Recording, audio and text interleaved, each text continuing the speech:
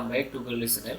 दिनैनि बे part 3 video नोंथांमोन गासैखौबो बरायफिननाय जाबाय। जों बे पार्ट 3 आव जों सावरायगोन सोरांनि रिपि खननायनि जाहोनाव मा जायो जों बेखौ पार्ट 2 आव सावरायदोंमोन आरो बेनि जों एक्सप्लेनेशनखौ जों सावरायनो नागिरदों। बेनि अनगायैबो सोरांनि स्रां गोसारनायनि जाहोनाव मा जायो बेखौबो जों दिनैनि बे भिडिअआव नोंथांमोनजों सावरायगोन। स' लोगोफोर भिडिअखौ बांद्राय गोबाव खालामालाबासिनो नोंथांमोनजों जों टपिकनि फारसे आगान सुरनोसै। दा गिबियाव नोंथांमोना नुनो मोनदों बारमण्डलनि रिपि खननाय। बे बारमण्डल रिपि खननायनि मा दंमोन बेखौ जोङो पार्ट 2 नि भिडिअआव सावरायदोंमोन। दा बेफोर जाबाय मोननै मोनदोंमोन जोङो। बे जाबाय हाथरखिनि रिटि रिटा ट्विंक्लिं एन्ड मोनसे जाबाय सिगांग्रो सान ओंखारनाय आरो नंखाय हाबनाय। दा बे मोननैखौ जोङो मोनफा मोनफा सावरायगोन बिदिन्थि माने जों पिक्सारजों लोगोसे बेफोरनि जाय एक्सप्लेनेशन बेखेवनाय बेखौ जोङो सावरायगोन। दा नोंथांमोना बेवहाय नुनो मोनदों हाथरखिनि रिटि रिटा ट्विंक्लिं।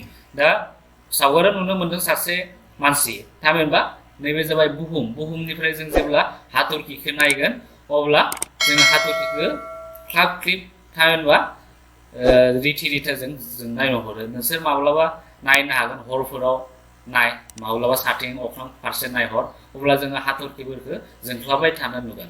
दा बेफोर जाहोना मानि थाखाय जादों? बे रिपि खननायनि जाहोनाव जादों। दा बेवहाय मा लिरनाय दङ जों एसे फरायनानै नायनोसै।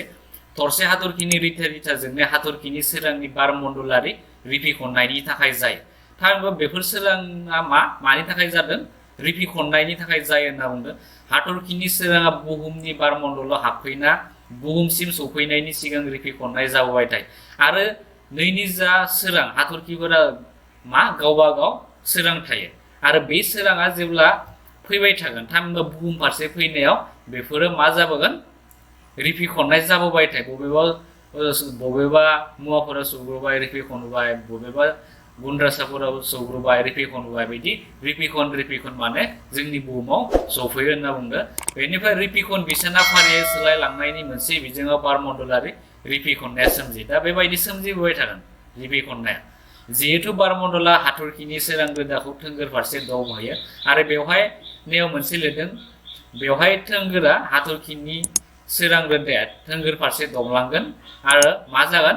नंखाय थावनिया बेनि गुबै थावनिनि एसे फाराग जायो। आरो नैबे दा बेवहाय नोंथांमोना नुनो मोनदों बे नैबे जाबाय हाथरखिनि थामहिनबा बेयो हाथरखि थानाय जायगा आरो बे जाबाय हाथरखिनि नंखाय थावनि।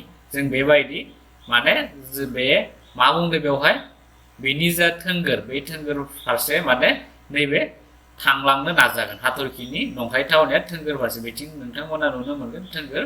दा बे फारसे थांनो नाजागोन। दा बेखौनो बुंनाय जादों। आरो बेवहाय लिरदों? जेब्ला अख्रां आरो बुहुम सिमानिफ्राय हाथरखिखौ नायहरो अब्ला बेखौ बेनि गुबै थावनिनिफ्राय जौसिनाव थानाय बायदि नुयो। दा नोंथांमोना जेब्ला बुहुमनिफ्राय बे हाथरखिखौ नाहरगोन अब्ला नोंथांमोना एसे गोजौआव थानाय बायदि नुगोन हाथरखिनि। बेखौनो बुंनाय जादों हाथरखिनि नंखाय थावनि होननानै। बेनिफ्राय आरो लिरबावदों बेवहाय? बेनि अनगायैबो हाथरखिनि नंखाय थावनिया दिदोम नङा, नाथाय एसे सोलायबाय थायो। जिहेतु सिगांनि पेराग्राफाव मोनबोदोंमोन दि बुहुमनि बारमण्डलनि महरारि थाथाया दिदोम नङा। जिहेतु हाथरखिफोरा जोबोद गोजानाव थायो, बेनिखायनो बिसोरखौ सोरांनि बिन्दो फुंखा बायदि नुफ्रामो। दा नोंथांमोना बेखौ जेब्ला नाहरगोन बियो हाथरखिफोरा दिदोमै थाबाय थाया, बेखौ जोङो मावबाय थानाय बायदि नुयो। दा मानि थाखाय जादों? बे जाहोना जाबाय जोंनि बे बुहुमनि बारमण्डलनि थाथाया जा महरारि थाथाय बेयो दिदोम नङिनि थाखाय जोङो बेखौ मावबाय थानाय नुगोन। हाथरखिखौ जोङो थावनिखौ मावबाय थानाय नुगोन, ख्लाब ख्लिब जोंख्लाबनाय नुगोन। आरो बेवहाय लिरबावदों? जिहेतु हाथरखिफोरा जोबोद गोजानाव थायो, बेनिखायनो बिसोरखौ सोरांनि बिन्दो फुंखा बायदि नुफ्रामो आरो जों बिसोरखौ मोनसे फिसा फिसा बिन्दो बायदि नुहुरगोन। जों अख्रां सायाव हाथरखिफोरखौ नायहरबा मोनसे फिसा बिन्दो बायदि नुहुरो। जों बेखौ सिनायनो हानाया गोब्राब, बेनिखायनो बेवहाय बिन्दो नुफ्रामो होनना बुंदों। हाथरखिनिफ्राय फैनाय सोरां रोदानि लामाया सोलायबाय थानायलाय हाथरखिनि नंखाय थावनिया सोलायबाय थायो आरो मेगनाव नांफैनाय हाथरखिनि सोराङाबो खम बारा जाबाय थायो। जाउनाव हाथरखिया माब्लाबा गोजोंसिन आरो माब्लाबा मोलेले जायो, बेनि रिटि रिटा जाउन। दा जाहोना बे पजिसना चेन्ज जाबाय थागोन आरो बारमण्डलनि रिपि खननायनि जाउनाव जोङो बेखौ रिटि रिटा नुगोन। दा बेबायदि जाहोनखौ नोंथांमोना लिरनानै होनो हागोन। दा बेनो जाबाय हाथरखिनि रिटि रिटा। दा फरायसा बिथांमोना बेबायदि एक्सप्लेनेशनखौ लिरनो हायो। बेनिफ्राय जों दा गुबुन मोनसे टपिकनि फारसे आगान सुरनोसै बे जाबाय सिगांग्रो सान ओंखारनाय आरो नंखाय हाबनाय दा नोंथांमोना बेवहाय नुनो मोनदों बे जाबाय जोंनि बुहुम आरो नैबे जाबाय साननि पजिशन बे जाबाय फुं समाव जों बेबायदि नुगोन आरो जेब्ला साना बेबायदि थांगोन आरो बेसिमहालागै सानजौफु जागोन दा बेबायदि बे मोनसे जाबाय पिक्सार दा बे पिक्सार जाबाय सान ओंखारनाय आरो सान हाबनायाव बारमण्डलारि रिफिखननायनि जाउनाव जों बेबायदि नुनो मोनगोन दा बेवहाय लिरनायाव मा दं बेखौ जों फरायग्रोनोसै बारमण्डलारि रिफिखननायनि जाउनाव सानखौ गुबै सान ओंखारनायनि 2 मिनिट सिगांनो जों नुनो मोनो आरो गुबै सान हाबनायनि 2 मिनिट उनावसो जों सानखौ हाबनाय नुनो मोनो दा बेवहाय जोङो साना ओंखारथ'वाखै थामहिनबा नैबे जाबाय बुहुम आरो अख्रां नांजाब सिमा नोंथांमोना बेवहाय मोनसे लाइन नुनो मोनदों बेखौ जोंनि नैबे बुहुम आरो अख्रांनि नांजाब सिमा होनना बुंदों आरो जोङो साना ओंखारथ'वाखै सान ओंखाराखैब्लाबो जों बेखौ 2 मिनिट सिगाङाव नोंथांमोना बेवहाय नुनो मोननाय जायो एसे सिगांग्रो नुनो मोननाय जागोन जों 2 मिनिट सिगाङावनो नुनो मोननाय जागोन होनना बुंदों आरो बेहाय गुबै सान ओंखारनाय बुङोब्ला साना बुहुम आरो अख्रां नांजाब सिमा बारनायखौनो जों मिथियो आरो गुबै सान ओंखारनाय माने मा नैबे जा नोंथांमोना बेवहाय मोनसे सिन नुनो मोनो बे सिनखौ जेब्ला नैबे साना पार जागोन अब्ला बेखौ गुबै सान ओंखारनाय होनना बुंनाय जायो आरो बेवहाय सावगारियाव नुनो मोनदों जोङो बुहुम आरो अख्रां नांजाब सिमानि लोब्बायाव साननि गुबै आरो नंखाय थावनिखौ दिन्थियो गुबै सान हाबनाय आरो नंखाय सान हाबनायनि समनि फारागा जादों 2 मिनिट दा बे जाबाय नैबे सान आरो जा नंखाय थावनि बेनि जा ओंखारनाय एबा हाबनायनि जा टाइमनि डिफारेन्स बे जाबाय 2 मिनिट दा बेफोरनि जाहोना मा बे जाबाय बारमण्डलनि रिफिखननायनि जाउनाव जोङो बेबायदि जाथायखौ नुनो मोननाय जायो दा बेनो जाबाय सिगांग्रो सान ओंखारनाय आरो नंखाय हाबनाय दा फरायसा बिथांमोना बेखिना बाथ्राखौ लिरनानै होब्लानो जागोन नैबे जुदि आनजादफोराव माब्लाबा सोङोब्ला साननि सिगांग्रो ओंखारनाय एबा नंखाय हाबनाया माबोरै जायो अब्ला नोंथांमोना बेखौ एसे बानायनानै लिरबावनो हागोन दा बेनो जाबाय सिगांग्रो सान ओंखारनाय आरो नंखाय हाबनाय नेक्स्ट जोङो मोनसे गोदान टपिकआव आगान सुरनोसै बे जाबाय सोरांनि स्रां गोसारनाय स्केटारिं अफ लाइट दा सोरांनि स्रां गोसारनायनि जाउनाव मा सोमजियो बेखौ जोङो मोनफा मोनफायै सावरायगोन दा गिबियावनो जों सावरायगोन टिनटिलनि गोहोम बेनिफ्राय आरो नेक्स्ट मोनगोन जोङो स्रां अख्रांनि निला गाबफोरा माबोरै जायो बेनिफ्राय जों मोनगोन आरो सान ओंखारनाय आरो सान हाबनाय समाव साननि गाबा माबोरै जायो थामहिनबा सान ओंखारनाय समाव एसे गोजा गाब जायो हाबनाय समावबो गोजा गाब जायो दा बेफोरो मानि थाखाय जायो जों बेखौ सावरायगोन दा गिबियावनो जोङो टिनटिलनि गोहोमखौ सावरायनो नागिरदों दा बेवहाय नोंथांमोना नुनो मोनदों मोनसे पिक्सार बे पिक्साराव नोंथांमोना नुनो मोनदों बेयाव साना मा नैबे पार जाबोदों आरो पार जानायनि उनाव जोङो साननि सोरां रोदाफोरखौ नुनो मोननाय जादों दा बे साननि सोरां रोदाखौ जों माब्ला नुगोन बेवहाय बारमण्डलाव माखासे फिसा फिसा गुन्द्रासाफोरा थायो बा बेवहाय दैनि थरथिंफोर थायो बेफोर थानायनि थाखाय जोङो साननि सोरां रोदाखौ बेबायदि नुनो मोननाय जायो जेब्ला बे साननि सोराङा बेफोर फिसा फिसा बारनि गुन्द्रामाफोराव सौग्रुफैगोन सौग्रुनानै जोङो साननि रोदाखौ बेबायदि नुनो मोननाय जायो दा बेवहाय मा लिरदों जों फरायनोसै बुहुमनि बारमण्डलाव फिसा फिसा सेरेफोरनि मोनसे महरसे नङि गलायथाय थामहिनबा जोंनि बारमण्डलाव मा दङ फिसा फिसा जों सानथ्र'हायै बा मेगनजों नुफेरि नुनो हायै फिसा फिसा गलायथाय सेरेफोर दङ होनना बुंदों बेफोर सेरेफोराव उखुन्दै थागोन फिसा दैनि थरथिंफोर थागोन गोजानाव थानाय हाद्रिफोर सेरेफोर जों बेफोरखौ नुनो मोना आरो बारनि गुन्द्रामाफोर थायो जेब्ला सोरांनि मोनसे रोदा बेनि सेरेफोराव सौग्रावो अब्ला सोरां रोदानि लामाखौ नुनो मोननाय जायो दा नोंथांमोना बे सावगारियाव नुनो मोननाय जादों बे जों सोरांनि रोदाखौ नुनो मोननाय जादों जाहोना जाबाय बारमण्डलाव गोबां बिबांनि गुन्द्रासाफोरा मिक्स जानानै थायो आरो जेब्ला बे गुन्द्रासाफोरा सौग्रावगोन अब्ला जोङो सोरां रोदाखौ नुनो मोननाय जायो होनना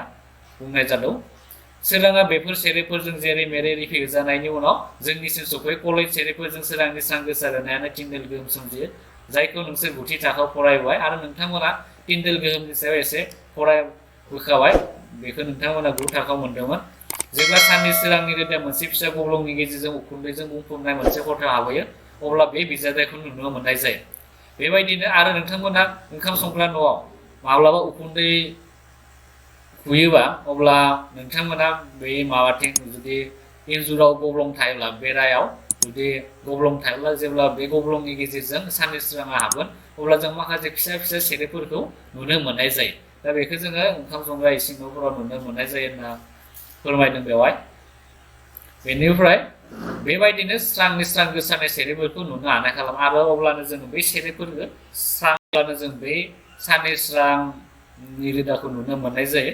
बेनिफ्राय आरो बेवहाय लिरबावदों मोनसे टिंडेल गोहोमखौ जेब्ला साननि सोरां मोनसे गुदुं हाग्रामानि गब्लंनि गेजेरजों थाङो अब्लाबो नोजोर होनो हागौ बेयाव खुयाव थानाय फिसा दैनि थरथिंफोरा सोरांखौ गोसारो। दा नैबे जाबाय मोनसे हाग्रामा, बे हाग्रामानि गेजेरजों साननि सोरां बारबाय आरो बारनायनि उनाव जोङो बेखौ जों साननि सोरां रोदाखौ नुनो मोननाय जादों। बेनिफ्राय आरो मा लिरबावो गोसारलांनाय सोरांनि गाबा गोसारहोग्रा सेरेफनि महरनि सायाव सोनारो। जोबोर फिसा सेरेफफोरा गुबै निला गाब गोसारहोयो, नाथाय गेदेरसिन महरनि सेरेफफोरा लावसिन गुथाल जारनि सोरां गोसारहोयो।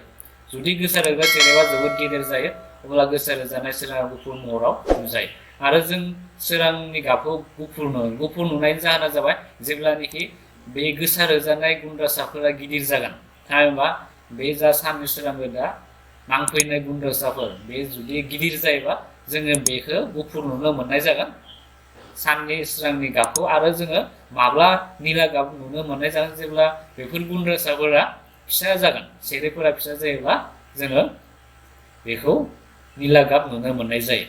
दा बेनो जाबाय जाहोन, बेनो जाबाय टिंडेल गोहोम। बेनिफ्राय नेक्स्ट जाबाय स्रां स्रां अख्रांनि निला गाब।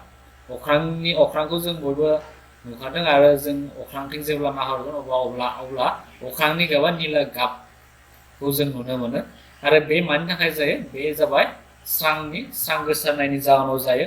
दा बेवहाय मा लिरदों? बारनि गुन्द्रामाफोर आरो बारमण्डलाव थानाय गुबुन सेरेफफोरा नुनो मोननाय सोरांनि गुथाल जारनिख्रुइ फिसासिन महरनि। बेफोरो जोबथा खर'आव गोजा गाब थानाय गोलावसिन गुथाल जारनिख्रुइ जोबथा खर'आव निला गाब थानाय गुसुं गुथाल जारनि। सोरां गोसारहोजानायाव जोबोद सांग्रांसिन। गोजा सोराङा गुफुर सोरांनिख्रुइ 1.8 फान बांसिन गुथाल जानथाय गोनां। बेबायदिनो जेब्ला साननि सोराङा बारमण्डलनि गेजेरजों बारलाङो, बाराव थानाय फिसा सेरेफफोरा गोजा गाबनिख्रुइ बांसिन गोख्रोङै निला गाब गोसारहोयो। गुसुं गुथाल जान। निला गाबखौ जोङो गुसुं गुथाल जान होननाबो मोनथियो। गोसारहोजानाय निला सोराङा जोंनि मेगनाव हाबफैयो। जुदि बुहुमाव बारमण्डलाव थानाय नङामोन अब्ला जेबो स्रां गोसारनाय थानाय नङामोन, अब्लानो अख्रांखौ खोमसि नुगौमोन। जोबोद गोजौजों थांनाय दावबायारिफोरा अख्रांखौ खोमसि नुयो जिहेतु बेबायदि जौथायाव स्रां गोसारनाय जाया।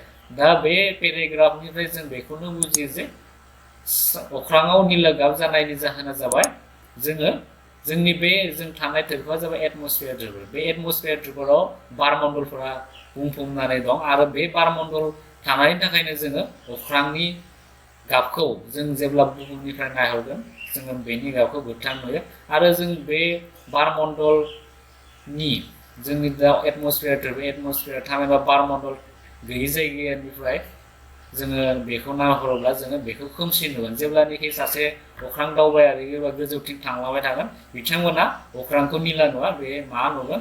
बिसोरो खोमसि नुगोन। दा जाहोना जाबाय बेनो, खोमसि नुनायनि जाहोना जाबाय गोजौ फारसे जोङो बारमण्डल मोननो हाया आरो जों जा थानाय जायगा बुहुम बेयाव बारमण्डल थानायनि थाखायनो जों अख्रांनि गाबखौ निला नुयो।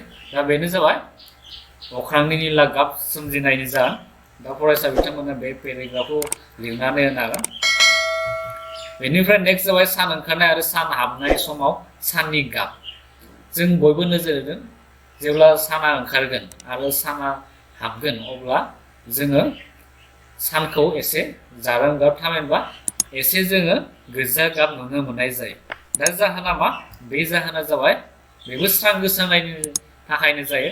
दा नोंथांमोना बेवहाय मोनसे पिक्सार नुनो मोनदों, बे जाबाय नायग्रा माने बे जाबाय जोंनि जा बुहुम बेखौ बुंनाय जादों आरो नैबे जाबाय बुहुम आरो अख्रां, बे जाबाय मोनसे लाइन, बे जों सिगाङाव मोनबोदों नांजाब हांखो होननाय, बेखौ बुंनाय जादों। आरो नैबे जाबाय सानजौफु समाव, साना खर'सायाव माने सानजौफु समाव जों बेबायदि थोंजोङै जोंनि साननि सोरां रोदाया जोंनि बुहुम फारसे गोग्लैफैयो। दा बेवहाय मा लिरदों एसे नायनोसै। अख्रां आरो बुहुम नांजाबनाय हांखोनि खाथियाव साननिफ्राय फैनाय सोराङा जोंनि मेगनाव सौफैनायनि सिगां बुहुमनि बारमण्डलाव बारनि रोजासिन थोरफो आरो बांसिन जानथायनि गेजेरजों बारलाङो। दा नोंथांमोना बेवहाय नुनो मोनदों सावगारियाव, दा जोंनि जा बुहुम आरो नैबे जा साननि पजिसन जेब्लानोखि फुं समाव बेयो मा जागोन? बेनि जा जानथाय बे जानथाया जोबोर बारा जागोन, बांसिन जानथाय होनना बुंदों बेवहाय। आरो बे बांसिन जानथाय लानानै बे साननि सोराङा बारबोगोन, बुहुम फारसे फैगोन आरो बे समाव जोङो साननि गाबखौ जोङो एसे गोजा नुनो मोननाय जायो जेब्ला फुंनिफ्राय सानजौफुसिम बे फैगोन अब्ला बे साननि जा गोजा गाब बे गोजा गाबा लासै लासै गुफुर गाबसिम सोलायगोन दा बेफोरनि जाहोना जाबाय बे साननिफ्राय सोरां रोदाया रुजुथावै खम जानथाय बारलाङो आरो सानजौफुआव निला आरो फान्थाव गाबफोरा एसेल' गोसारो जायखायनो सानखौ गुफुर नुयो बुहुम आरो अख्रां नांजाबाव हांखोनि खाथियाव निला सोरांनि बांसिनानो आरो गुसुंसिन गुथालजान गोनां सोरांफोरा सिरिफोरजों गोजानाव गोसारो जायो बेनिखायनो जोंनि मेगनफोराव नांफैनाय सोराङा लावसिन गुथालजान गोनां बेनो सानखौ गोजा नुहोयो दा बेनो जाबाय जाहोन लोगोफोर भिडिअखौ नोंथांमोना नायनायनि उनाव जुदि मोजां नांदों नोंथांमोना शेयार खालाम जाहाथे गुबुनफ्राबो भिडिअखौ नायनायनि गेजेरजों सोलोंनो हायो बेनि अनगायैबो नोंथांमोना जुदि सोंनांगौ दंब्ला नोंथांमोना कमेन्ट बक्सआव सोंहरनो हागोन आरो भिडिअनि डिसक्रिपसनाव मोननैसो लिंक होनाय दङ बे लिंकआव थांनानै नोंथांमोना जइन जानो हागोन बेवहाय WhatsApp ग्रुप आरो Facebook ग्रुपनि लिंक होनाय दङ बेवहाय नोंथांमोना जइन जानानै माबाफोर सोंनांगौ दंब्ला सोंनो हागोन बेनि अनगायैबो जायफोर फरायसा बिथांमोना चेप्टार वाइज सोलोंनो गोसो एबा चेप्टार वाइज भिडिअफोरखौ नायनो गोसो बिथांमोना नायनो हागोन बे लिंकखौ जों डिसक्रिपसनाव होनाय जादों बेनि गेजेरजों थांनानै सोलोंनो हागोन आरो नोंथांमोना बेवहाय नुनो मोनदों बेवहाय assamguitar.com बेनि गेजेरजों नोंथांमोना जों जा फोसावनाय भिडिअफोर बे भिडिअफोरनि एन्सार किफोरखौ नोंथांमोना मोननो हागोन थामहिनबा नोंथांमोननि जा फरायाव थानाय सोंथिफोर बे सोंथिफोरनि फिननायफोरखौ नोंथांमोना बे assamguitar.com वेबसाइटनि गेजेरजों थाङोब्ला मोननो हागोन आरो बेनि अनगायैबो नोंथांमोना जायफोर फरायसा बिथांमोना साख्रि नांगौ होननानै आसा खालामदों बा साख्रि नागिरबाय थादों बिथांमोना बे assamguitar.com वेबसाइटनि गेजेरजों थांनानै साख्रिनि बायदिसिना नटिफिकेसनफोरखौ सुलु लानो हागोन स' लोगोफोर दिनै बेखिनियानो जाथ'बाय थेंक इउ फर वाचिं